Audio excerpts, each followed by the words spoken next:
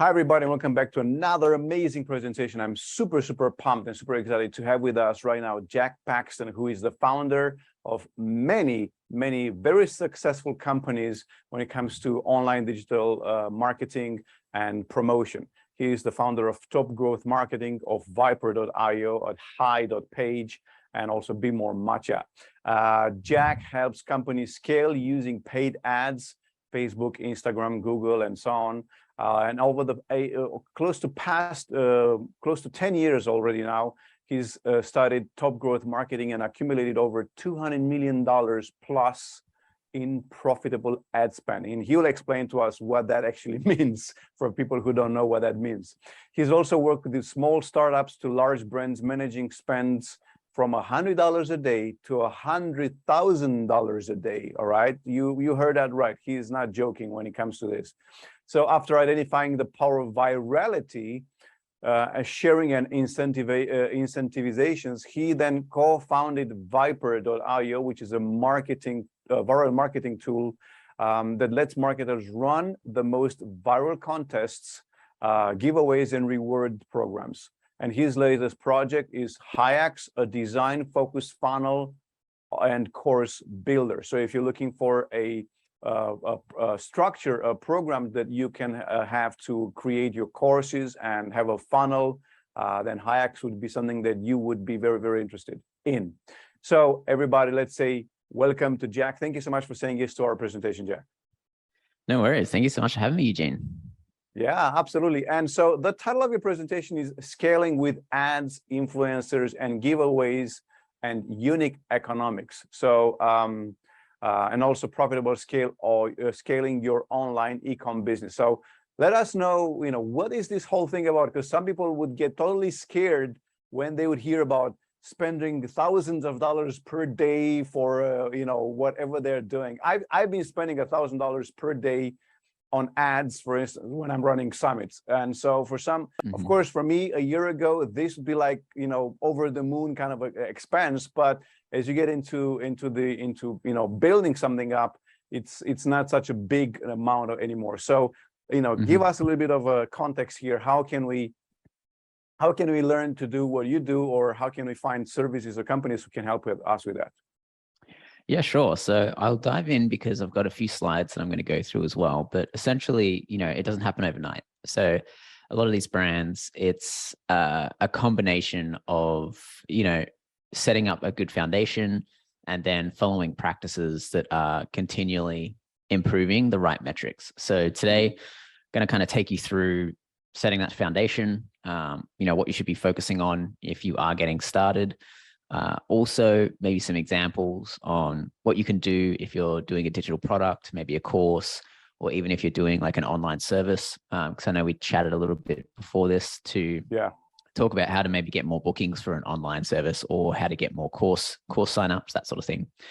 So I'm going to go through this presentation and give you guys a bit of a framework to use, a bit of an example. Let me make this full screen so everybody can see it. But this is the most boring slide of the presentation, I promise. Just a little bit about me, where to get in touch. And I know, Eugene, you did an amazing job at the intro, so I'm not even really going to have to do too much. But yeah, ideally, I want to focus on you guys, and I want to talk about a few different things. So one, it's really important to, right now it's 2022, but it's really important from now onwards to start building your own audience and owning your own customers, owning your own email lists, SMS lists, and that sort of thing. So a lot of the time over the last 10 years, I've spent a lot of money on paid advertising, but the rules are always changing. The effectiveness is always changing. And so investing in building up first-party data, which is information that you collect from a person. So that's the name, the email, the phone number, that sort of thing. Those sorts of things have been consistently performing throughout the entire time, whereas ad platforms are rising and falling all the time. So really think about how you're building a core customer or audience base, and do you own that, or does someone else own that? So keep that in mind as we go through this presentation. because it is a big factor in the brands that I've seen work really, really well in the last few years, maybe in tougher times. And then the brands who have kind of diddled away because they had too much dependence on a certain platform. But when you come to doing anything in marketing, this is a really good framework that I like to give people. So first up, there's 3 levers here that you can always adjust and pull and improve to, I would say, affect the end results, whether you're collecting leads, whether you're collecting a purchase, whether you're trying to get a sign up, whatever it may be, whether you're sending emails, designing landing pages, designing your website, creating ads. These 3 things are usually pretty consistent across all your marketing efforts. So first lever that you can pull is your copy and creative. So if your ads have a low cost per click, or they have a really low conversion rate, so click-through rate, or they have a really high cost per click or really high CPM, cost per 1,000 impressions, which is how most of these ad platforms will charge. You'll pay, $10 to $50 per 1,000 impressions. And then it's up to you to get those clicks and get as many clicks from those 1,000 impressions as you can. Now, the better your creative, the better your copy, the higher that conversion rate is going to be, the lower that CPM is going to be, and the lower your cost per click is going to be. So this is a really important lever to pull on the front end of the offer. So you're constantly trying to think about, hey, how can I get someone to stop scrolling through the feed? How can I get someone to take interest in what I am showing them? How do I get them to click on my ad? So this is a constant process of improving the copy and the creative. First up, copy being, really focused on like the hook or the attention grabber, or what is the unique thing about your company or about your business or about your course or service, whatever it may be. What's unique about you? Why would they stop and read your ad versus everybody else's? So I might give you also some worksheets after this, but what you'll have is a kind of like an outline for an avatar of who your perfect customer would be. And with all of the teams that I work with, the first thing we always do is build out this really in-depth avatar to understand why someone would care about our product, why someone wouldn't care about our product, and what would be the hook if we were to show someone an ad, an email, or a website. So you've really got to understand those 3 things when you're doing copy and creative and continually improve that. Next up is the traffic. So, you're going to get traffic from a bunch of different places. It can be organic, it can be paid, it could be different ad platforms, but essentially you need to choose the right channel for your business. So if you are targeting people who are in the health and wellness space, or in the mental health space, you might want to think about the interest targeting that you're doing on Facebook, or you might want to go after certain keywords on Google, or you might want to go after certain professions on LinkedIn. So you've really got to choose who you're targeting, what platforms you're using. So this is a lever that you can always pull, because once you've figured out a good copy and creative for your ad, you want to then keep testing the audiences and the platforms. And the last one is the website experience. So you can imagine that this is the foundation. This is step number 2. This is step number 3. Once someone's seen your ad, they've clicked on it, they've engaged, you've got some good on-platform metrics, then you move to the off-platform, which is your website. And so this really needs to be on point, because you've paid or you've worked so hard to get them to your website. So you've really got to make sure that you close a deal. So, keep an eye on your bounce rates. If you have really high bounce rates, something's wrong between what someone's seen as an ad and what someone's experiencing when they get to the website. So really watch your bounce rates. Just before we go any further, Jack, for people who don't know what a bounce rate is, just can you give us a one-liner about what that is? Yeah, sure. So a bounce rate is essentially a percentage of people who leave the website from the first page they visit. So for example, a 0% bounce rate from 100 people would mean that all 100 people clicked through to a second page. 100% bounce rate would be that all 100 people left the page without going to a second page. So ideally, the lower your bounce rate, the better quality that traffic is, or the more interest that traffic has in what you're displaying them. So a bounce rate is a really good way to gauge whether the people that you're targeting or the people who are coming through are actually interested in your service, because you'll show them maybe a landing page, a product page, a course page, and then there might be multiple steps for them to sign up. The deeper into the website they go, the more interest or the higher probability they have of actually probably signing up and completing. For example, if you have a landing page to collect leads, you're going to have everybody who doesn't sign up bouncing, and everybody who does sign up going through to that second page. So you'll get an idea of like how many people are actually taking that second step.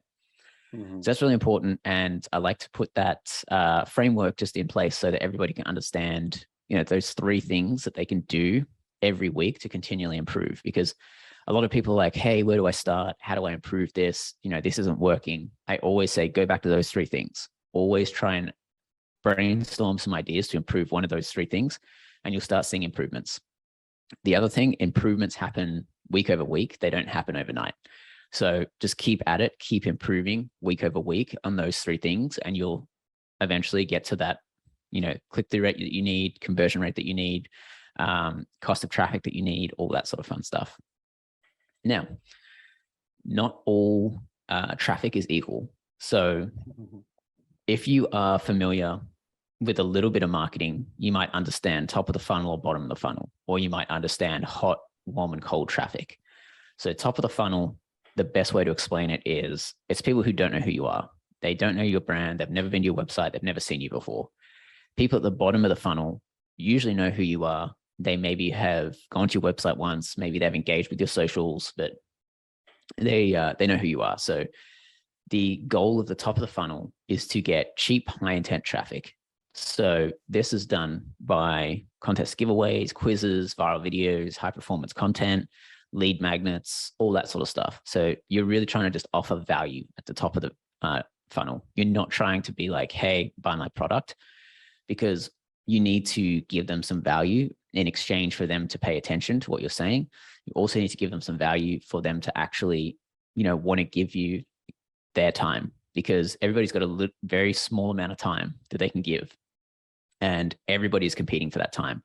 So if you go in there and offer value or offer some sort of incentive for that time, they're much more likely to kind of enter your funnel. So once they enter your funnel, you're then going to push them into the bottom of the funnel. And the bottom of the funnel is where you do all your remarketing. So that's where you start introducing your services, your benefits, your features, your testimonials, your reviews, all the different types of things that is going to convince someone to make that purchase or make that final sign up.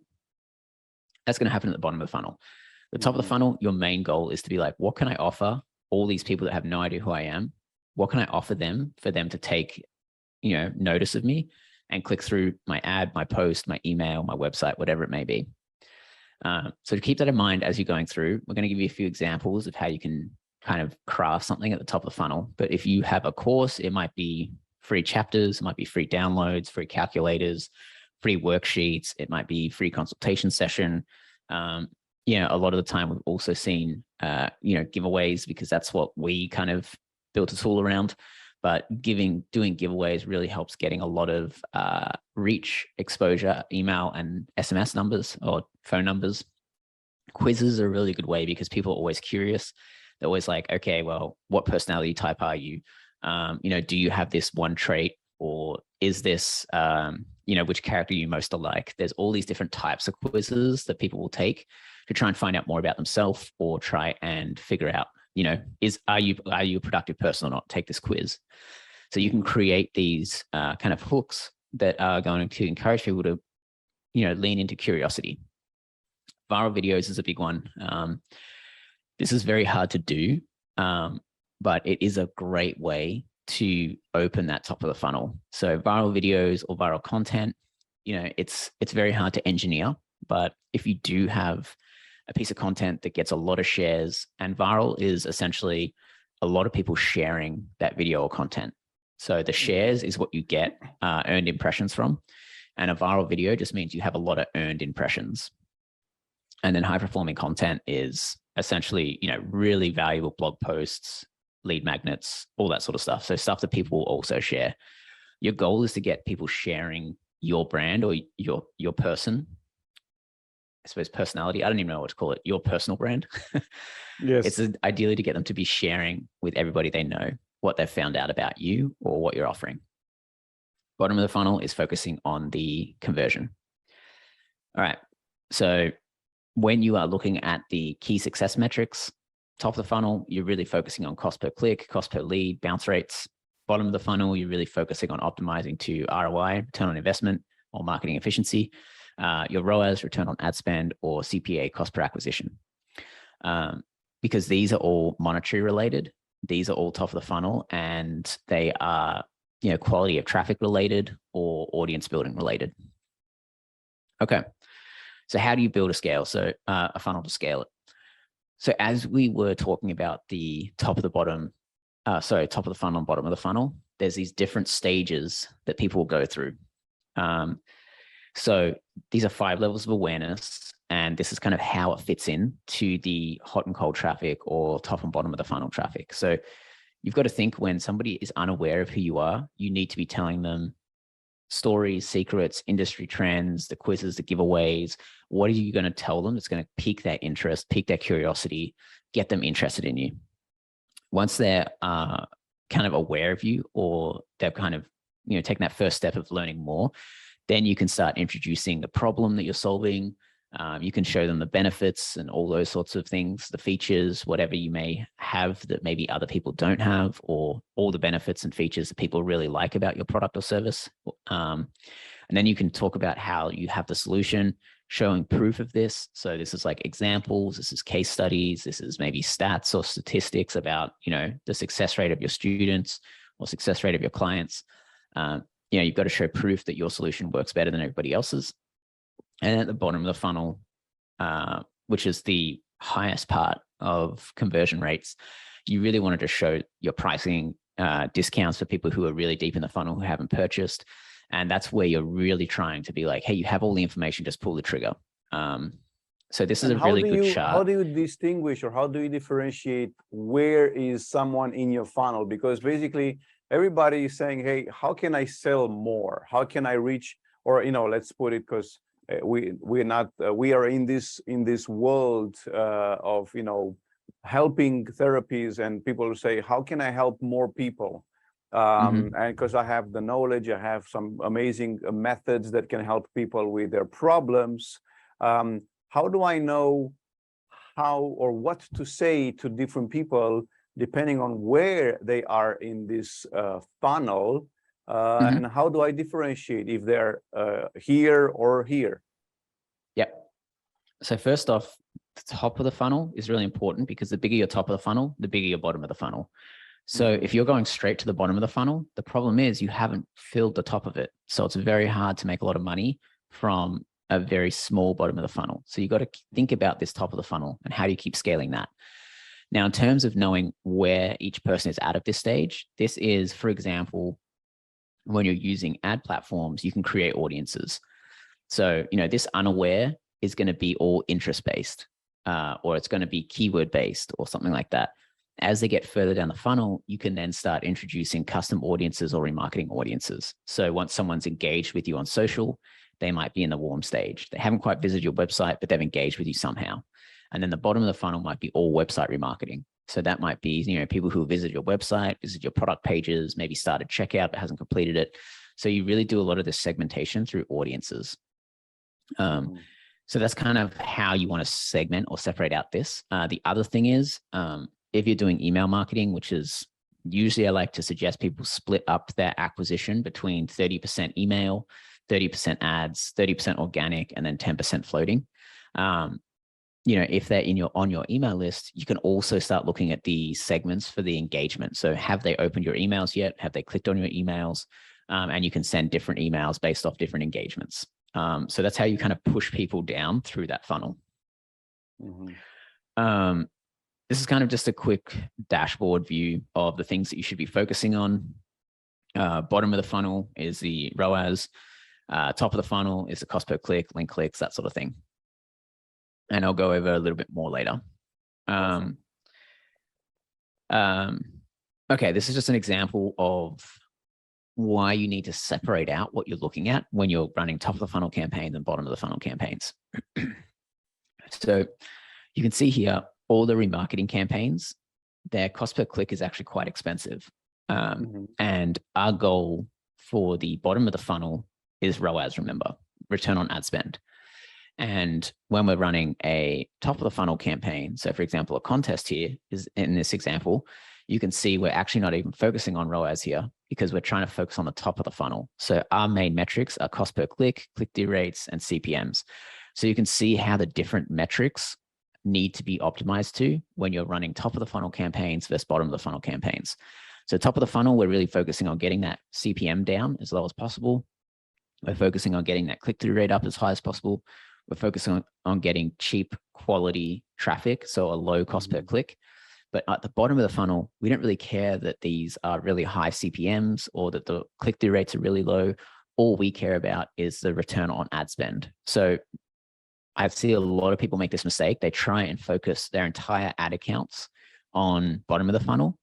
But the problem is, if you don't have this top campaign, there's nobody going into your funnel, and you're going to max out your remarketing, and you're going to be able to only spend a very small amount a day because you're not filling that funnel. So this is a really important slide, because you need to remember that you need to focus on top of the funnel campaign metrics and then bottom of the funnel campaign metrics. It's not the same thing. And you need to make sure that your ad account is balanced so that you're spending at least 50% of your budget on prospecting, people who don't know who you are. And then you can maybe spend 50% on remarketing. So people who do know who you are. I even like to push it a little bit further and do 70% on prospecting and 30% on remarketing. Mm-hmm.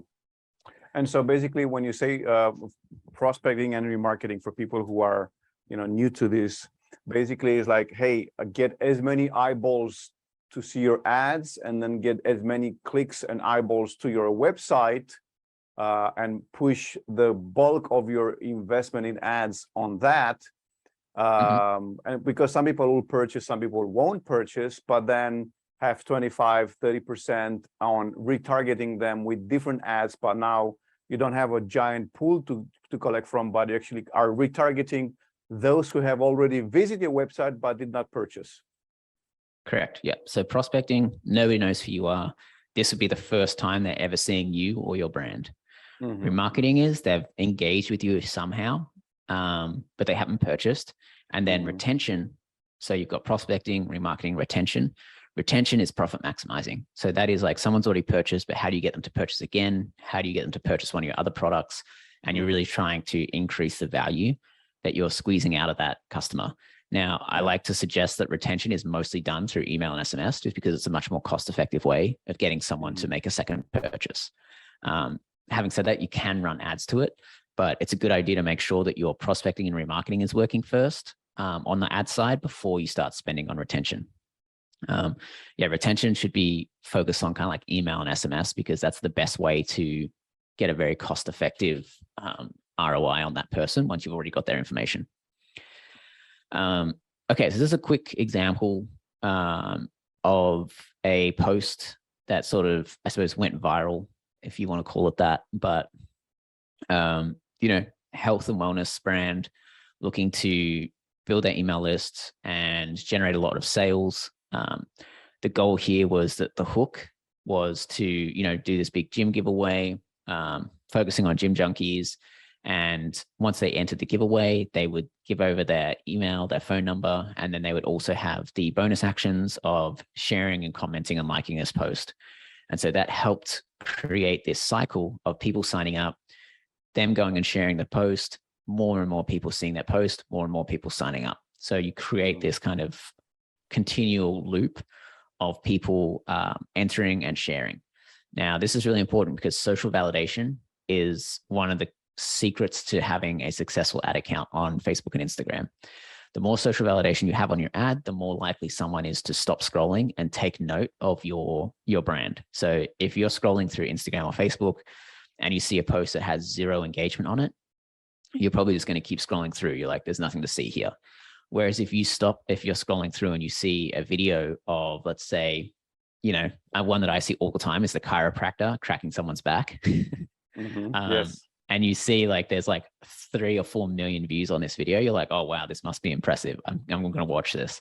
So that's an example of how social validation can work. And you've really got to think about, what is my customer or target audience really interested in? So these guys were interested in, oh, sorry, my bad. Oh no, how do I get back? These guys were interested in gym equipment and getting in shape.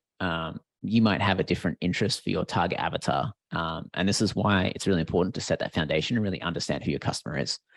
This is an example of viral videos. So if you have any PR coverage, make ads from that. This is credibility. You can see this one got shared 43,000 times.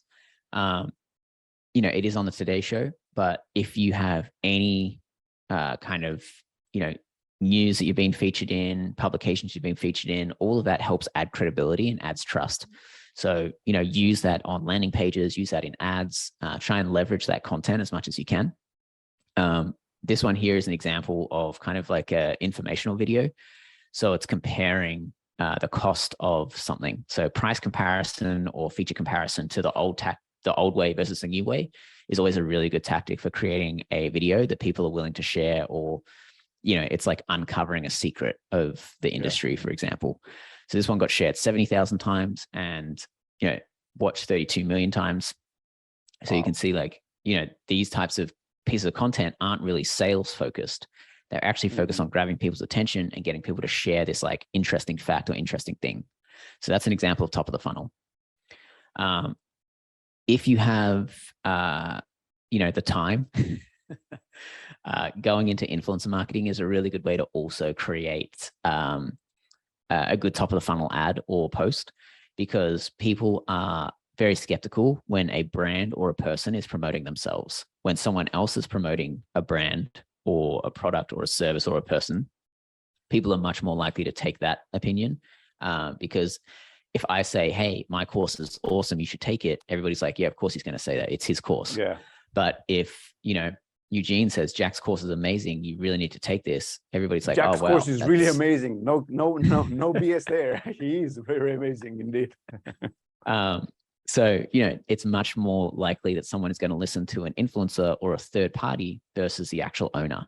So, I say, if you have the time, it is time consuming finding the influencer and negotiating the deal, because sometimes you do have to pay the influencers and all that sort of stuff. So a cheat to this is also using your customers. If you already have people in your course, getting testimonials from them, trying to run ads through their platform or their posts, that sort of stuff works really, really well. But Jack, bottom of the here, funnel. when you talk about influencers, should these influencers post, should I record a video with an influencer and publish it through my own, a page?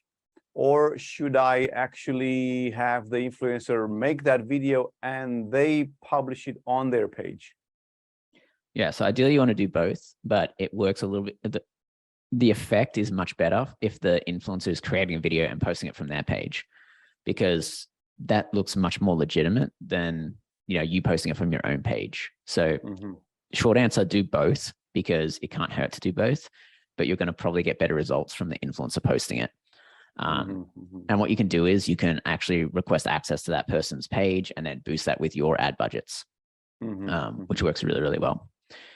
So this is a quick example of a bottom of the funnel ad. So, those are some top of the funnel. This is bottom of the funnel, really focusing on benefits and features, giving discounts, multiple calls to action to purchase.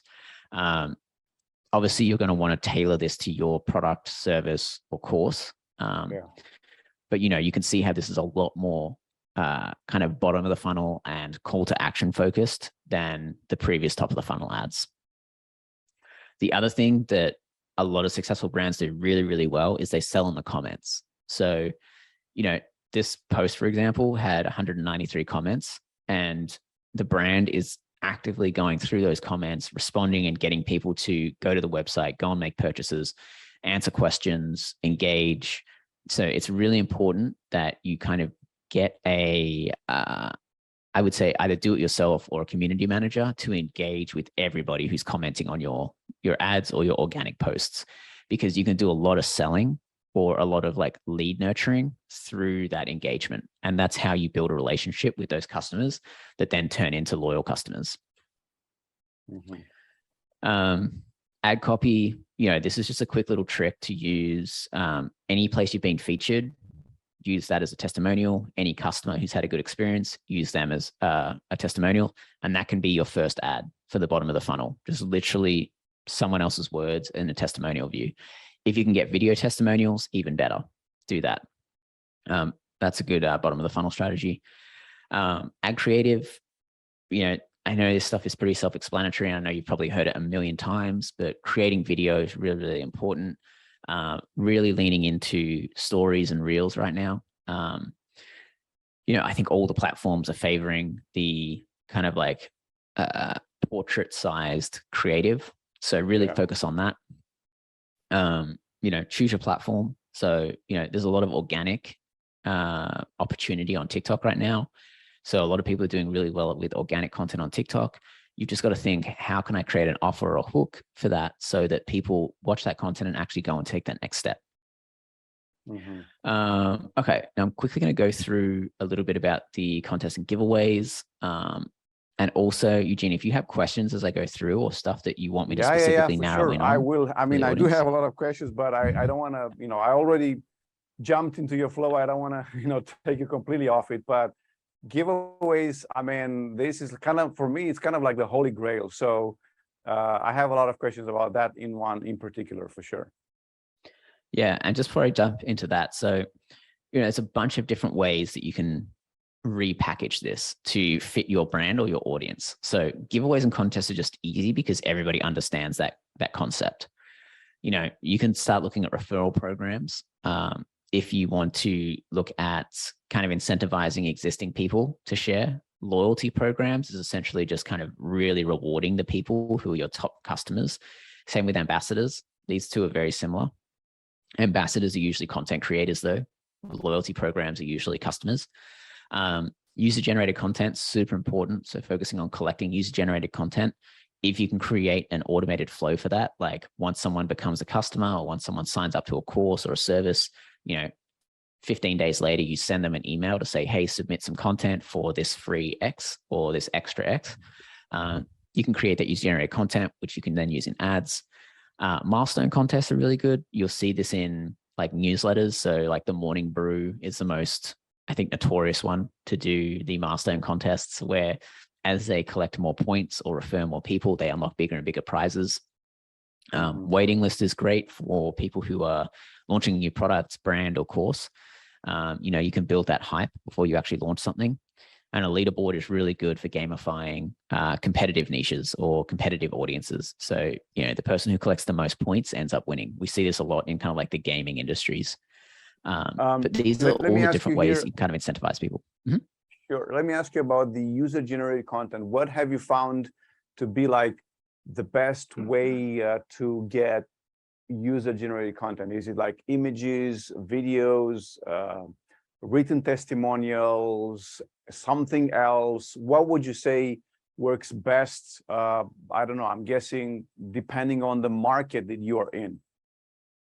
Yeah. So usually the best type of user-generated content is video. So someone just saying how the product, service, or course, what they were doing or what their issue was before they took it or purchased it, and then what the result is after.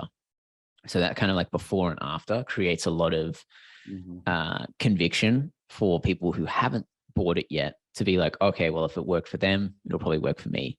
Or, it's much more relatable when it's a video. Now, having said that, if you can't get the video, written reviews, written testimonials are great as well. But collect those by sending like, follow-up emails to people once they've gone through the course or they've taken the service. And you would incentivize them to do that?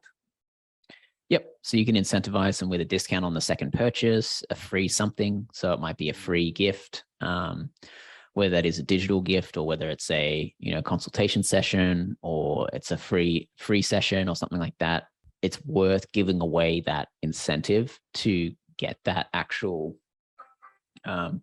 it's worth giving away that incentive to get that person to actually submit that content, because that content is going to be way more valuable than, the free session that you gave away or the free product that you gave away. Awesome. Okay. Now quickly, just to understand what the main reasons for why to run a contest is, remember, top of the funnel is really about shares. So incentivizing sharing is one of the biggest parts of running these kind of giveaways. You want to make sure that you are encouraging people to share, because that's going to decrease your CPMs in your ads. It's going to get more people into your top of the funnel so that you have more people to remarket. It's also really good at collecting the emails and phone numbers, which is that owned audience that I was talking about earlier. Brands have been doing giveaways and stuff for years and ages, and it's no new concept, but it still keeps working because people just seem to love giveaways. When it comes to creating a landing page for this, remember, you've got to convince them to sign up. People giving away their email and phone number is personal information. And so you really need to do a convincing job at getting them to actually hand that over. So this is where it comes into, offering a really good prize or giving them a really good incentive, because people are not going to spend their time or give up their personal information for, prizes that aren't worth it. So the bigger and better the prize, the more successful your campaign is going to be, probably. Also, breaking down those, building that trust and breaking down those concerns. So showing reviews, showing the product, showing places you've been featured, showing testimonials, showing how many customers you've had. All those sorts of things build trust and make people more comfortable to hand over that information. On the thank you page, this is a really important page because this is where you set all the bonus actions to reward people for liking, sharing, tagging, all that sort of fun stuff. And the gamification comes in the form of earning points, and those points can be used to unlock rewards or increase your chances of winning, those sorts of things. Now, this is obviously an example of Viper just because we run this, but there's tons of tools like Gleam, Kickoff Labs, all these tools that do a similar thing. So, find the right tool for you and, try and set up one of these because they are really, really effective for growing your email list, your SMS list, and your top of the funnel. Having said that, you also need to focus on, nurturing these leads once you collect them, because if people sign up to a giveaway, they're not all going to purchase like day one. So you need to do a good job at the following up, like sending them emails, giving them information, giving them value after they've already signed up. These are some examples of some incentivization that you can kind of give. So, a lot of it is to really just stimulate sharing and commenting. Those are the two most valuable social metrics, but you can also get people to, leave comments, read blog posts, watch videos, all sorts of different things. But yeah, you can definitely incentivize a lot of different things using this giveaway strategy. Like the quiz strategy is good for collecting the email, but you can't get all of this extra information. So it does help having the points reward system built into your kind of like flow or your marketing flow.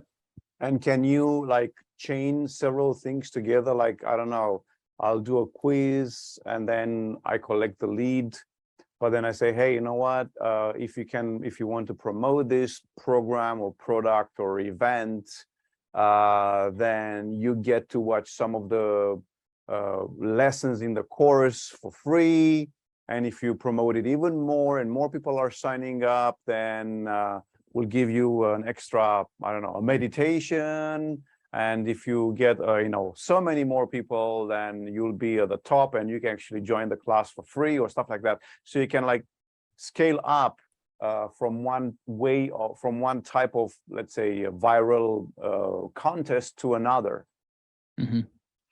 Yeah, so that's essentially a milestone contest. So as they sign up and as they do more things like refer more people, collect more points, they unlock bigger and better prizes. So for example, the starting prize might be a free PDF, then it might be free consultation session, then it might be free access to a course or a members area. Then it might be like one-on-one sessions with the founder or, brainstorming sessions or mastermind group or something like that. But you can increase the incentives as people get more and more points or refer more and more people. Ideally, that would this would take a little bit more kind of engineering or development work. But once they go through the quiz on that thank you page quiz, you could say, hey, opt into our rewards program or loyalty program or milestone contest, whatever you want to call it, really. The other way to really look at, tiering something like this is, something like a Patreon, where you have different tiered levels depending on how much you pay. So it's built into the HiX and HiPage product, which are merging, that we built, but essentially creating paid memberships and giving different levels of membership access is really important. We do a podcast called Blitz Growth that we interview people who have really large Instagram followings or YouTube followings, and have monetized through paid memberships. So there's a lot of info there as well, if that's the route that you want to go down as well, to monetization, because the paid membership model works really, really well in the service industry. So that you can move away from like the one-on-one service for people, but you want to serve like one to many, and you want to give different tiers of access or different tiers of service. Now, just quickly, in terms of converting those leads, because I know we're running out of time, and I've got a few more slides to go through. But yeah, no worries. For here, the most important email is your winner announcement email. So if you're running a giveaway or a contest and there's an end date, you're going to send out who is the winner. So for example, here, first place winner, runner-up winner, and then you could say the lucky draw winner or the runner-up is the person who you're sending the email to. So this name field is variable. So this way they make it feel like they've won. You can give them free courses, free access to things, discounts on whatever. But, essentially this is going to be your highest open rate email because everybody wants to see who won. And then also you want to use that open rate, not just to like give them the winner and then have them leave, but you want to give them the next step. So it's like, hey, even though you didn't win, we're offering this for the next 7 days, or we're offering this to everybody who got the runner-up prize. So remember to try and, once you've all set this up, make sure that you are then, following up with an offer or some sort of bottom of the funnel tactic to get that person to generate some ROI. So, this is an example of a good follow-up email that you would want to send. In terms of your remarketing funnels, this is kind of how you can segment them out, or how we suggest segmenting them out when you are creating ad accounts. So whether it's, Meta, TikTok, Twitter, whatever platform that you're running this on, you can create audiences. And this is kind of like how you want to segment these remarketing buckets. So, the most common one and the people understand the most is the abandoned cart. So when someone goes to the checkout, but they don't complete it, you want to give a small discount on the 0 to 30 days and a larger discount on the 30 to 180 day. 180 days just because that's like usually the max that you can do. And the smaller your audience, or the smaller your audience sizes to start with, the larger these ranges should be. If you have thousands of people checking out a week, you're going to, shrink this 0 to 30 days down to maybe like 0 to 5 days or something like that. So you need to create the audience sizes based off, how much volume you already have. This would be a good setup for someone who's just getting started and doesn't have a huge amount of traffic. And when you say large audience, what is in your experience a large audience or a medium audience or a small audience? Yeah, or visitors for that matter. Yeah, so a lot of the time you've got to think about what my average order value and what my lifetime value is. So if my lifetime value for a customer is $10,000, I don't really need that much traffic. I just need a small amount of traffic to convert. If my lifetime value is $100, I need a lot of traffic to make that work. So in terms of volume, I like to base it off the, because we do run a lot of ads on Meta, so Facebook and Instagram. I do like to base it off that. So it takes 50 conversions a week for a campaign to optimize.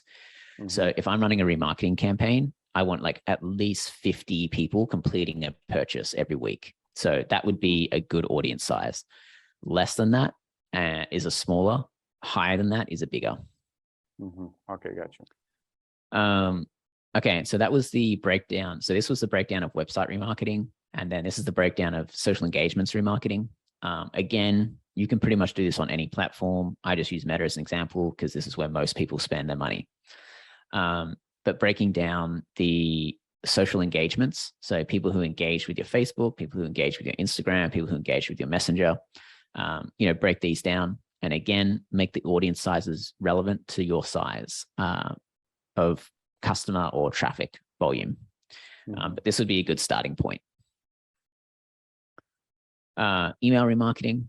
It's a really good idea to try and serve ads to people who are on your email list but have not converted. So we like to create these segments of like someone who's received an email but not clicked, or someone who's received an email not opened, because we set up these two segments because these are the people who are interested, but they maybe have emails going to spam, or they're one of those people that has a billion emails in their inbox and don't go and check them all. These are still really good segments. So make sure that whatever email service provider you're doing, sync those segments and audiences with the ad platform that you're working with. So how would this A work, lot of for them will instance, do like, it natively. so if I can ask, how would you do this, for instance? Let's say I have active campaign and I run ads on Facebook. So how would I connect the two? How would I know, how to make this work? Yeah, so I'm pretty sure they have a direct integration with Facebook. And then you can just share your segment that you create in active campaign as a Facebook audience. Same with Drip or MailChimp or whatever platform you're using. A lot of them will have direct integrations. If they don't, there's a bunch of tools that you can get. I don't know the names of them because we usually do the direct integration, but I know there are tools out there that help facilitate that. Like I know, for example, you could do it with like a Zapier or something. It's a little bit more work, but try and do the default integration first, like direct integration. If your platform doesn't have that, then you can use Zapier or one of those other platforms that help like connect up different apps. Got it. Few options for email remarketing, different things that you can offer to your list to create value. Screenshot this or watch this later or come back to this, but these are all like, small little offers or small little things you can offer to your email list subscribers to keep them engaged, keep them opening, and keep them top of mind, or keep yourself top of mind when they're, maybe looking to make that next purchase or looking to learn more about something or take that next step.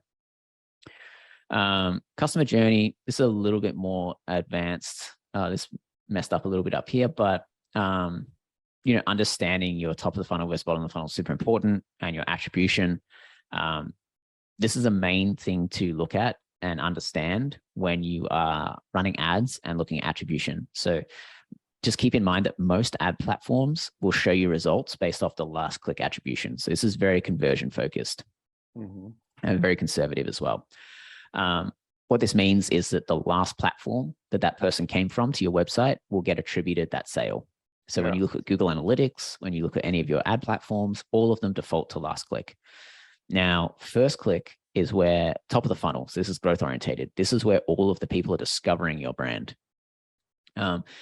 So when you are in, growth mode, you want to be focusing on like, where are people actually discovering me? Where are people finding out where are people finding me to then sign up to my email list or engage with me? Like that's the first touch point. This is the last touch point. Now, the best one I like to use is positional based. So you give more weighting to the first and the last click. So you can alter this in a lot of the analytics tools. You can also alter this in Google Analytics. So, just keep in mind your attribution model, because one mistake I see a lot of people making is they focus so heavily on last click and bottom of the funnel that they don't invest in the top of the funnel. And so they can never grow or they can never get more customers because they're so focused on the last click, which is always going to be, super heavy remarketing, because usually the last click is always attributed to, like abandoned carts or email or something like that, or SMS, something that's very bottom of the funnel. Whereas you need to really think about, again, remember that percentage ratios that I've talked about in how much you should be spending on prospecting versus remarketing. A lot of people need to focus on this first click attribution in order to keep growing and filling that top of the funnel. So you've got more people at the bottom of the funnel to convert. This is an example of return on ad spend based off first click versus positional. So you'll see, a lot of these prospecting campaigns are not getting the credit on the last click attribution. But when I change the attribution model to positional 40, you can see that the actual ROI is a lot better. So these platforms or these campaigns are actually producing a lot more first click conversions than they are last click. So just keep that in mind. Final slide here to wrap everything up. Just a few key takeaways. Always think about setting up different campaigns and think, what are my top of the funnel campaigns? What are my bottom of the funnel campaigns? It can be organic, it can be paid, it can be with influencers, whatever it is, just there's always a difference between the two campaigns that you're setting up. Make sure that you actually have some top of the funnel campaigns that you're working on. Data is super important. So collecting and owning So as I was talking about, collecting and owning first-party data, which is email, phone number, super important. All the brands you work with that are doing really, really well, especially over the last 2 years, all have their own audience. So all have big email lists, all have big SMS lists. And that has been key during the volatility in some of these ad platforms. Also coming up into Q4, when the ad platforms get more expensive, owning the emails and phone numbers is very, very useful. The other thing is, make sure that you're doing remarketing, make sure you're following up, because on average, it takes like 3 to 5 touch points to convert someone for a $100 purchase order. So if you have more than $100 that you're selling something, you need to be hitting them way more than 4 to 5 times. So think about how many touch points are you giving your people. So once they enter or first discover your brand, how many times are you interacting with that person? Then usually not going to convert the first time they visit your site or the first time they see your content. So you need to remember that you need to do that remarketing. And last one is creative. Focus on better creative. That's what the ad platforms and the social channels want. They want better and better creative, because that is where you get the shared and earned impressions. And that's what really, really helps grow the top of the funnel. Awesome. Yeah, go ahead. Sorry. No, that was it. I was just going to say, yeah, pretty much wraps everything up. And yeah, if you want to go through some questions, I'd love to answer them. Yeah, sure. So how do I make this? There you go. 1 second. Oh, do you want me to exit out of the screen share? We can just turn off the screensaver, the screen sharing. So how, from your experience, when because we're talking about keeping the audience engaged. So you signed up to my website or my program, my product, whatever, whether you purchased or not. I'm sending you some messages, some emails. From your experience, like, when is it? What is there, like a sweet spot on how many messages or emails you should send your audience? Let's go with this question first. So is there like a good number? Is it every day, 3 times a week, 2 times a week? How is that? Yeah, so your email frequency is going to change depending on what you're selling. So if you're selling something like really high ticket, so something that's really expensive, so maybe a really expensive course, it's going to take you a lot longer to convert that person. Yeah. Whereas if you're selling like, a $50 or $100, consultation session or PDF download or, first chapter of a course, whatever it may be, digital product. So think about, what are you selling them? And then how much like pampering am I going to have to do? So when you create your email automations, if I'm selling something for $10,000, I'm going to have to send them probably like a lot of emails, because they need a lot of touch points to be convinced to make that purchase. So for a 10,000 item, it might take you 1 to 2 months to close that. So it might be sending them the benefits and features, sending them testimonials and examples, sending them case studies, getting them to jump on a call. Because at $10,000, you're probably going to have a sales process or a call involved. So getting them and breaking down the goals to, first off, get that first call from your emails, and then second off, get them to put in that credit card information. So that might be like a 1 to 2 month flow with, let's say, like 20 or 30 emails in it. Now, the $100 item might literally be, a 1 to 2 week conversion window, and you just need to send them like, 3 emails before they convert. Remember, the sweet spot is usually 3 to 5 touch points for a $100 item. So if they see an ad and then you send them 3 emails, chances are that's going to be enough, as long as they're opening those emails. Now, the more segmented you can make your automation flows so that it's relevant to them, the better.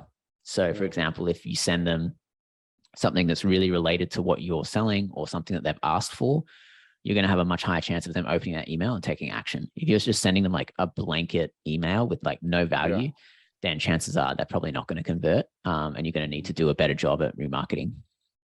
And thank you for that answer. And like, for instance, especially when people are starting up with, they've finished a training, a course, and now they kind of like, hey, you know what, I should start building my list. How important is to have segmentation from the get-go? Or if you have like a very small list toward a tiny list, should you still segment? Because if you have 1,000 people in your list, let's say, or 100 people in your list, and you have three different products, would you segment the 100 people, or would you start doing the segmentation further down the line when you have tens of thousands of people? How, or where is segmentation essential and where is it not really that important? Yeah. So what I would do is I would suggest setting it up at the start, just because it's a pain going back and setting something up. So if you set something up as people come into your flows, it's a lot easier than changing your flows and getting everybody to re-opt in. So, the most basic starting point is, pre-purchase and post-purchase flows. So anybody who hasn't purchased goes through this flow. As soon as they purchase, they leave that flow and go into the post-purchase flow. So the goal of the pre-purchase flow is just to get them to purchase. That's the main goal of that flow. The post-purchase flow, the main goal of that is to get the testimonials, the reviews, the shares, the referrals, those sorts of things. So your goal changes from those two flows. But at a basic standing point, I would start with at least those two flows. And then in the pre-purchase, you might have an email of like, which product are you interested in? As soon as they click the link to the product they're interested in, they go into another flow about that product. Or, if you're selling a high ticket item, it might be like, hey, book a call to talk about the product that you like the most. And then they go into like maybe a specific call flow where it's just follow-ups to make sure that they attend the call. Because I know with a lot of people that we've worked with that do high ticket items and they do, a lot of sales calls, getting someone to book something on Calendly is one thing. Getting them to show up is another thing. So it requires a lot of like reminders and follow-ups that you need to automate. So, it really depends what you're selling, but that's like the most basic starting point. And then you can kind of get a little bit more complex depending on, the actions they take as they go through that hasn't purchased flow. Yeah. And for instance, when let's say I want to, organize a training, I have this very cool method that can help people, deal with their issues, emotional, mental issues. And I want to sell a training, to sell a class. How much time ahead of the training should I start making ads and run ads towards that program? Yeah, well, I would say, a lot of people suggest that you sell the program or sell the course before you even make it. So I think that's one thing. Wow. It's kind of risky, but if you can just kind of get people at least interested or signing up to a waiting list so that that something that you're creating people actually want, I would try and start there. So, go out organically to social, go out to Facebook groups, Reddit groups, say, hey, I have this idea for this course. I'm putting it together. Sign up if you'd be interested in getting it. Once you get maybe like 100 people to sign up to that, then be like, okay, great. I'm going to go make this course now. So I would probably start organically doing that. If organically you can't make it work, maybe run a small budget of ads to a very specific audience of your target customer. See if you can get 100 people interested or wanting to get the course or at least get notified when the course is live and done. Then once you have that, go and make the course or go and make the digital product, whatever you're doing. But yeah, make sure that there's interest for what you're creating. Back home here in Romania, we have a saying, basically you're selling the bird on the fence. Yeah, right. I suppose. or you're selling the bear, the bear's fur, because basically you don't have it, but you say, hey, you know what? I'm thinking of making this course. Would you be interested? And so I'm asking them if they would be interested, or I'm asking them to pay and then make the course. I would say show interest first. Getting someone to pay before you even create it is very, very hard. So unless you have a lot of credibility or you have a really big, you have a really big audience that already trusts you, it's kind of hard to sort of collect payment and then deliver a course maybe 1 to 2 months later. So I would just start off by trying to get people interested and be like, hey, sign up for this list to get notified when it's live, or sign up for this list to get early access or beta access, or, what would be another name for it? It's like essentially something before it goes public. Like, you get the first version for a heavily discounted rate, like a beta, which is more of a software term, but you could use it in this case. But yeah, try and get that interest so that you know that once you create the course, there's people who are actually going to be interested in it. Because a lot of the time we see people creating courses or content or lead baits or lead magnets or whatever it may be. They spent all this time making it, and then they didn't actually figure out if people wanted it or not. So Yeah. that's like a terrible situation to be in, because you spend all this time creating something and then you go to sell it and nobody wants it. So you're like, well, I spent all that time doing that, and now I've just wasted that time. I should have just asked people what they want, get people interested and tell me what they want, and then go and create that. Mm-hmm. All right. So one like more a question. quiz, a quiz could be a good one for this. So like, you know, if you wanted to put together a quiz of like, you know, what people want to learn, what people are struggling with, what problems people have in your space, you know, get people to do that quiz. You know, maybe you're going to have to give some sort of incentive, because people don't really just do it for free. But do that quiz, maybe do it in the Facebook groups, do it in the Reddit threads, maybe run some ads to it, give out something for free for them completing it, collect some data as to what people want or what people need, and then create a product around that. You know, that's probably another good way to go about it. Yeah. Awesome. Should you diversify and make as many programs or products as you can, of course, still maintaining some sort of quality there, or should you just have like a one you know, flagship product and only pound on that and put all of your efforts on just one program or product, or limited number of that? Yeah. So having made this mistake a few times myself, it's it's good to be known for one thing, be an expert in one area, be the guy to go to for this thing. You know, it's very hard to be an expert in a very wide range of topics or areas. So start out with one, and then get really good at that, get a really good kind of get credibility in that niche, that topic, that course type. And then as you have more customers, they'll tell you what else they want, or they'll talk about, you know, other problems they have. And then you can maybe go and make complementary products or services or courses around that. But I would start really trying to understand one topic or one problem that you're trying to solve, you know, have success there, and then go on to the next thing once you've kind of had that success. Because we made that mistake a few times in a few products that we built. We just like built way too many things and tried to make the tool do way too many things. And it kept coming back to that one thing that people just wanted us to do. Don't give me anything else, because I'm not interested in that other things. Exactly. Awesome. Jack, thank you so much for your time. Thank you so much for sharing with us all your knowledge and expertise. Where can people get in touch with you? How can they learn more about what you do? And how can they use your programs or products? Yeah, sure. So the best place is just go to jackpaxton.com. That has all the different projects I'm working on, links to all the different things. And there, if you sign up there, you get a bunch of access to all the different marketing, like newsletters that we send out, courses that we send out. We make most of it for free. So it's just really to help educate people. So yeah, head over to jackpaxton.com. And then I would say, you know, pretty active on LinkedIn. So if you just search Jack Paxton on LinkedIn, you'll find me there too. Awesome. Jack, again, thank you so much. And I'm looking forward to, you know, meeting again with you soon for other projects and programs in the future. Thanks, Eugene. Appreciate it. All right, everyone, we'll take a quick break now, and we'll see you after the break for the next presentation, or we'll see you tomorrow if this is the last presentation of the day. Make sure to share with us your notes, your ideas, the key takeaways from this presentation. Sharing is caring, as they say, and when you share, we all learn from each other. So make sure to share your notes and ideas from this presentation, and I'll see you soon for the next one. See you soon.